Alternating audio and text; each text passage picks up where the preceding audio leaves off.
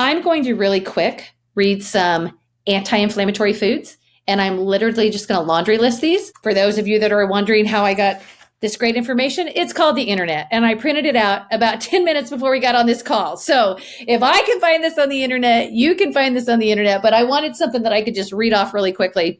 So here are some anti-inflammatory foods to consider.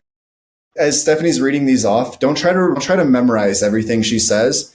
Notice the ones that stand out to you. Notice the ones that you're like, okay. And then like in the end, she might list off, I don't know how many she's going to list off right now. 3,000. What 1 to 2 to 3 things do you remember at the end of it that like really stood out to you? Focus on those. Because it's what resonates with you, right? It's not about getting everything on the list. I love that you pointed that out before I read that. So I'm just going to read this list. It's called the top 20. There's 20 of them. The top 20 anti-inflammatory foods, those things that help reduce inflammation in the body. First one, berries. And I know you talked about blueberries. For you, Tyler, that wasn't the same. So berries are on the list. Fatty fish, olive oil, avocados, tomatoes, broccoli, almonds, seeds, peppers, citrus fruits, walnuts, grapes, leafy greens, ginger, turmeric, legumes, green tea, cherries, garlic, and everybody's favorite, dark chocolate.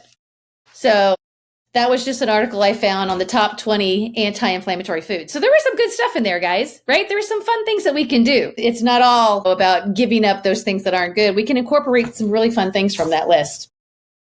That one that stood out to me as you were saying it is for me personally, green tea, because we have green tea sitting in the kitchen. It's easy to do. It's not like a huge obstacle for me to start drinking some green tea every once in a while. Yeah. I just personally would want to do it in the mornings because caffeine sticks with me for a long time. So when I hear that list, I almost don't remember. I mean, I could, if I think about it, I could list off the things you said, but I could just disregard almost everything you said and say to myself, okay, green tea, that's mine. Right. Well, and I encourage people, get online, find your own list. And if those things, like Tyler said, stand out to you, if there's 2 or 3 things you're like, oh my God, I love avocados. I can make avocado toast every morning, right? Or whatever. I could cut up avocados and put them on my, scrambled eggs, or, lean into the things that are fun, that are interesting to you, and that are things that you're going to want to do. Don't grab the stuff that you resist.